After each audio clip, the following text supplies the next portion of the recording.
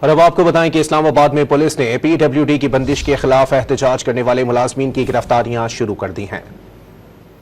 مزید جانتے ہیں ڈان نیوز کے نمائندے شکیل کرار سے۔ شکیل، مزید بتائیے گا ان گرفتاریوں کے حوالے سے کتنی بڑی تعداد میں لوگ گرفتار کیے گئے ہیں؟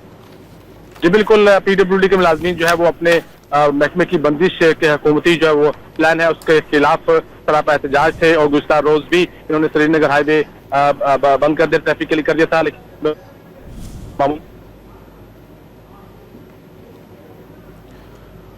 شکیل ہمیں اپڈیٹ کر رہے تھے کہ اسلام آباد میں پولیس نے احتجاجی مظاہرین کو منتشر کر دیا ہے۔ پولیس نے احتجاجی مظاہرین کو منتشر کیا اور اس موقع پر پولیس کی بھاری نفری کو طلب کیا گیا۔ پولیس نے مظاہرین کو منتشر کرنے کے لیے آنسو گیس کے شیلز پھینکے ہیں۔ ملازمین PWD کی بندش کے خلاف احتجاج کر رہے ہیں اور ان کا کہنا ہے کہ جب تک ان کے مطالبات نہیں مانے جائیں گے احتجاج کا سلسلہ یوں ہی جاری رکھا جائے گا۔ ہمارے ساتھ موجود ہیں ڈان نیوز کے رپورٹر شکیل کرار، ان سے جانتے ہیں۔ شکیل، بتائیے گا اس وقت کیا صورتحال آپ دیکھ رہے ہیں؟